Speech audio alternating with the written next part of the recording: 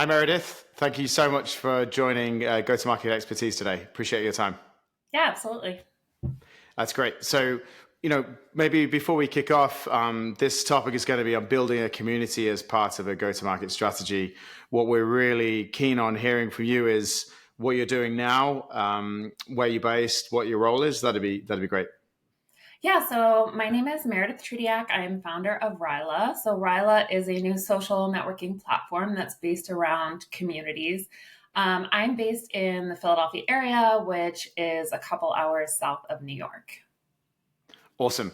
And so you're doing RYLA now. We can get into definitely what that's all about and how that relates into the community. How have you got to that point today? What has your career journey been like to the point where you wanted to start your own thing? Yeah, absolutely. So I had about a decade of experience launching mobile apps. I worked at Disney Interactive. I worked at Electronic Arts Mobile. I also built out the mobile app program at the Gap retailer. So worked at a bunch of big consumer brands with different types of mobile applications. And then also worked at a couple B2B analytics platforms. So really analyzing that customer behavior in app and those different journeys and maximizing that engagement. So that was my background. And then I shifted into Web3 and spent a year and a half as head of marketing at a notable Web3 project. And so in the Web3 space, there's a lot of emphasis on community building and is really critical in that ecosystem, that industry overall. So my background is a lot of working with different types of products and then also that community engagement and marketing piece. Perfect. That's great. Sounds like we're going to have a lot to talk about in this case. I think one of the things I'd like to learn a bit more about just to the top is it sounds like with your mobile app background, a lot of the backgrounds you've seen there, you've understood the go-to-market strategy of those kind of engaging applications with some of the Web3 experience. You've been able to pull together the community experience. What do you see the main role that community plays in a go-to-market strategy, and why do you think that's so important today? Yeah, I mean, for a few reasons. One is just marketing channels are so crowded. If you think about email marketing, social media, advertising, it's really hard to stand out because it's just so crowded and it's getting more and more expensive also. So with that crowded space, I think it's what differentiates, like what creates a different way to engage with a like product or a brand, right? Another thing that I think is a key trend is just if you think about the bigger picture of our shift away from celebrity, right? So influencers are way more about like you have direct contact, you can engage with them, you can, comment and then respond, right? So there's this shift from, 20 years ago or 15 years ago where the celebrity was kind of separate from people. And now it's just kind of this shifting expectation where that accessibility is just ever present. So I think bringing in this idea of creating community around, companies and especially early stage companies is really important because you're setting up that space of engagement with your most engaged audience. That's really, really interesting. So do you think that's a generational shift as well in terms of just how we've come beyond Web 2 now, and where it was really sort of driven by a lot of the big tech companies, and now we have this explosion of next generation social networks as well as next generation apps. And is it a generational kind of pull for people to want that community online versus say just in real life, for example, or what is it? Do you think that's doing that? I think definitely part of it's generational. I think it's also technology and what that's enabled, right? There are just social media platforms that make individuals really accessible and you can create those conversations. I also think it's just human nature that we want to feel a sense of belonging. And so that's what the opportunity is around creating a community. So it's like big brands like have a following. And I think that's been a part of the maturity of how companies operate. And now I think having this more, bi-directional conversation with that engaged community is really important. And I think it's just, with how people have evolved and where we are in this like state of like loneliness being an epidemic, right? It's just Right. like people connecting with people around a shared interest is so critical to who we are. So it's like kind of also like connecting to that space of human nature of creating those communities around shared interests and affinities. That's great. I could definitely think the post-pandemic world has changed some of that for people, and I think the realization that a lot of connections still happen online. In fact, a lot of preferences online, but perhaps there's a sense that they need that sense of belonging. I totally understand that. Let's imagine we're a company then that's looking to build a community as part of their go-to-market strategy. Um, they like a B2B tech company or similar, and they're trying to look at that.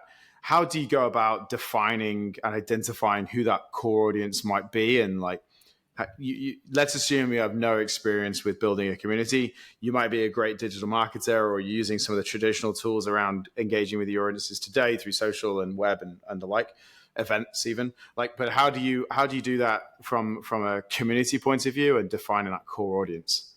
Yeah, I think what's cool with this opportunity of community is you don't have to know the answer, right? And a lot of times when you're a founder just starting up, especially a tech founder, you may be really focused on building that technology and may not be 100% clear on who that audience is. So I think creating a community space is a way to create a pull technique where you're bringing people in and they're kind of self-identifying as a lead adopter.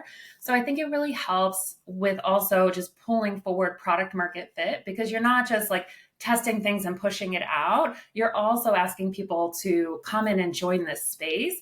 And then they can provide direct product feedback, direct ideas, or even like direct use cases. Oh, this is how I want to use this tool. And that's all really informative for identifying early adopter use cases and where you may want to, promote the product more to have more effective marketing return. And also like how you may want to evolve the product from there. Yeah, I almost feel like the community opportunity is a lot more iterative and real time in the way it feeds back than traditional marketing. The traditional marketing approach might be set out a campaign and then, continually revisit the stats, but really you can't do a lot of tweaking until further down the line, maybe when you can see the results. But with a community, if it's going in one direction one day, and then you can continue to double down on that, see where that goes the next day, get that feedback, you can get an immediate kind of reaction and take the community where you go. So I can see how maybe it's more about just putting the feelers out there and getting started rather than having this kind of big community vision from day one. Is that Oh, right? Is it more absolutely. iterative? Yeah, I would definitely say so. I mean, the other part, which is a big difference from building a community versus like marketing strategies, is when you're marketing, especially early on, it's like, all right, let's do this test campaign or that test campaign. And they're unique, kind of like one-off potentially. So it's kind of like all acquisition focused. But if you bring people into the community with different types of activities and campaigns, you have an ongoing audience to engage with. So it's not like you're starting over with each new initiative that you do. You can kind of tune and hone within that community that you're building, as well as reaching out more strategically and bringing in, similar type audiences. Right. That makes sense. I think that's really cool. So the first sort of steps then that you would take, like you've got this idea of starting a community, you're going to start to look at that. What would you advise someone in that early tech company startup phase who's trying to get some meaningful conversations happening with a potential product market fit audience, if you like? What do you need to start doing to build your community and get that initial traction?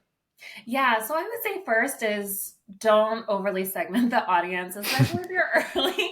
Just treat everyone as a group. Like, later in a more mature community, you might want to segment based on, metrics and use cases and things. But when it's early, I think it's really important that you also want to build that momentum of community. So something I see a lot of times is that someone will be like, all right, I want to build a community. Let me create a Slack or a Discord, right? And then you have like 10 channels and you have like 5 members and it just feels like, 5 acquaintances walked into a ballroom and it's like, get to know each other, right? It's just like the massive space does not create that like warmth of like, okay, let's grow together small and then expand. And it always feels like a full room of activity and momentum. And Right. so you kind of want to not overly segment, not create so many channels or separate different user types too early. So I definitely say be cautious of that, because I feel like if you don't kind of tune that momentum so people feel that it's a growing community, they kind of bounce and you lose momentum. Another thing is I would say like have a clear initial like purpose for that group. So RYLA is a new tech company. I'm sure many people watching this are tech companies. So you want to have like, what is that initial conversation? So really common, like what I'm putting together for my community and growing RYLA Hmm. is it's about product feedback, it's about support, and it's about use cases. So it's like, how are you using RYLA? Are you coming across any issues? Do you wish you could do certain things that you can't do now? What are you loving about the product, right? So it's almost like this ongoing focus group also that you can tap for that information, but you want to create that engaged community because they are also they want to use your product, they want to see it succeed because it's fulfilling some need for them. So the more you're like, okay, I got that's what you need, we can roll it into the roadmap, but probably not right away, you know what I mean? Just feeling heard and that they are contributing so that your success is their success, right? I think is really important to bring Right. that to the space. But definitely when you're first starting out, you want to keep it, a space that is the right size for the number of people, and then also have some intention around like, what is the conversation, right? And then like have those topics so people bring that forward, but then also, push questions to the group that are also related, to that initial purpose. Right. Right. Which ties in nicely to the thoughts around maybe how an organic community starts to go, how organic a community starts to develop versus how strategic you kind of drop those questions in and you're trying to steer it in a direction. Obviously, there's a careful balance you have to tread, I guess, between steering a community in one direction that you think you want to go in versus letting the community do its thing and then learning back from there. Like, how do you balance the organic nature of a community versus, say, the strategic initiatives you're trying to do as a business? Yeah, that's a really interesting question. I mean, I would say each community is different, right? So if a community is kind of lagging in momentum, maybe throw a little bit more questions or like make sure you're tagging certain people. Like, I'd really like your thoughts on this. You also, from the product side, it's kind of also, are you pre-launch or post-launch? Do they have access to a beta? Because if something like, hey, we launched this new feature, can we have feedback from the group, right? It provides this space of, something like an activity for them to participate in and create a conversation around that.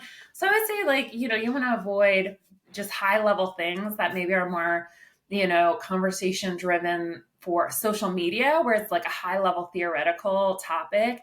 I think it's keeping it, in line with what's the purpose of the group, which for your more engaged audience, where it's like, how can we build a better product? How can we, support each other, maybe like co-market each other, right? There's a lot of those mutually Mm. beneficial needs that I think, it's just kind of making sure you're not straying so far. And I think it comes down to like, authenticity, right? where Mm. everybody says that. But it's like if you are, I think it's also, founder personality. Like some founders like to Yeah. throw out lots of different questions, and some are a little bit more like, let me make sure I post a question with every release. I think make it real to you because you're also creating that community around like your product and what you're up to. So I think there's kind of a natural, cohesion that you're going to bring in kind of like-minded people. And, you just kind of appreciate the different personalities and the different perspectives that come in Mm. with that type of community environment.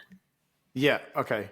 So as those new members start to come in, as a marketer, I guess, and we all love a good metric. Like, are we focused on the number that are coming into the community? I can imagine that's one metric, but also perhaps you might lose that intimate nature of a community that you're trying to achieve, and perhaps the personas that are in there start to get more disparate and harder to manage. But at the same time, you do want to grow your community. So, like, how do you balance that as a community manager or marketer? Yeah, I'm also a huge metrics person. So, what I think, like from a business perspective, I actually think you're managing two different funnels. One is a community funnel and one is your product or service sales funnel, right? Mm. And so those are separate funnels, like completely separate. And where I would only say there's the overlap is this ratio of your community activity to your sale. And there's some ratio there. Now, it's not going to be universal. I'm sure it's very different for many different industries, but the funnel for getting someone, from your social or email marketing or something to join your community, and then also from your social email marketing or other program marketing campaign to make a purchase. They're different funnels. I mean, it's one of those things where, if somebody's a community member, also if it's pre-launch, they're more willing to buy when the launch does happen, right? But I think it's looking at the ratio between those two funnels, which is really critical. Interesting. I like that. I think that I can imagine those ratios definitely aren't, there's no industry standard, right? Because they are completely, depends on the situation. But I think keeping an eye on that, I think, and how that evolves and continually evaluating that's really important. The bit about, selling into a community, I guess I'm trying to get to as well. Like people are probably, and you said at the top of your intro around RYLA and the kind of idea to bring something that's different because it's less busy, or there's a lot of busyness out there in the social channels, but it's hard to get the cut through. There's a lot of noise out there. There's a lot of kind of junk coming in there as well, and I think people are just being a bit less engaged in those environments. So how do you manage that? Because as a community, I would imagine a lot of that community is a pull thing for the consumer or customer. They actually want to be in there, and they're like, I want to be in that community. I'm going in. Your job as a community manager and marketer is to extract great insights and seed some things in there. But ultimately, for your business, you're at some point, and it's not going to be a big lever, but like you're trying to turn that into an engine for your revenue growth as well. That's another. I've brought up a few delicate balances. This is another delicate balance. Like how do you mix in the strategic goals of the company, which is to grow the revenue, with a community which is probably would get quite turned off if suddenly the conversation changed from what do you think to like, do you want to buy, or here's a discount code or similar. So Yeah. like how do you do that? Yeah, no, I love this. I love this question. I mean, direct sales to your community are probably generally not the best approach because they're already so engaged, right? And they're along with you for the ride. I'm also going to quickly point out some examples when this is not working. So I would ultimately think about when your business and community, it's a symbiotic relationship. It's kind of the health of the one is equated to the health of the other. So just think recently of Reddit last year, where the CEO made some decisions without saying anything to the community, and they literally protested and kind of shut down the site for some days, right? So it's kind of like if your community is not aligned with these executive decisions, it can be very detrimental to the company. Another one, Nike is struggling right now, right? And a lot of people attribute that to the CEO who came in and was more of an operational guy. He removed Nike from stores. He oversold limited editions, and it really, was anti the culture and the community values, right? So I think there is definitely that symbiotic relationship. So I would say, with the sales, I think if they're joining your community and they're a part of the conversation, there's generally like a pretty high intent to purchase. Yeah. So I think it's more, providing different incentives or different discounts or early access, things like that to get them engaged, where it doesn't have to be, the hard sell, but you do want to reward and incentivize the community because they're with you for the journey. And then also when there's, a downturn or economic tough times, whatever happens, they're also the advocates that are going to stick with you through the difficult times, right? As long as you're, in alignment with your promise to the community, right? They stick it out with you through those difficult times. So I think it's really that symbiotic relationship that, is key from early stage to, Fortune 500. Yeah, absolutely. Absolutely. I mean, that kind of engagement you mentioned there on Reddit, for example, and some of these subreddits which have been going for a very, very long time, can often feel, from an outsider joining into those communities, I've certainly felt that sometimes joining communities where they've been going for some time, maybe in my case, I've been to a different country and I'm joining a local community. That community's been in existence for a long time, or you're joining a new hobby that you've taken up, and that hobby's been going in this particular area for years. And you come in, it's more like going into a public bar or a pub and open the door, and everyone turns around and looks at you. There's this kind of sense that you're an outsider, maybe. Like, how do you balance that in the community to make sure that the community is both welcoming but also provides value for those community members who've been a member for a long time, but also a member for 2 or 3 days? There's a different sense of what they need at that time, I guess, and so corralling that existing community to welcome new members, as well as continue the value for them. Yeah, I think we've probably all experienced that at some point. Like we want to be a part of something and everyone already knows each other. So yeah. I would say what is really helpful in those instances is always having some kind of like welcome committee, onboarding process. This is how you get involved. Like this is how this community is set up, right? I also think in nurturing and growing a community, having different roles and responsibilities. So people actually have inside of that community. Moderator is a really common role, but for any type of community, you can design different types of roles that make sense. But having, welcoming members. So when someone joins, they are welcomed in, you know what I mean? Or they have like a buddy or some system that feels more welcoming. So I think there's a lot of approaches, but it's really critical because it is like, if there is a community that's around for a long time, they do have that background together, right?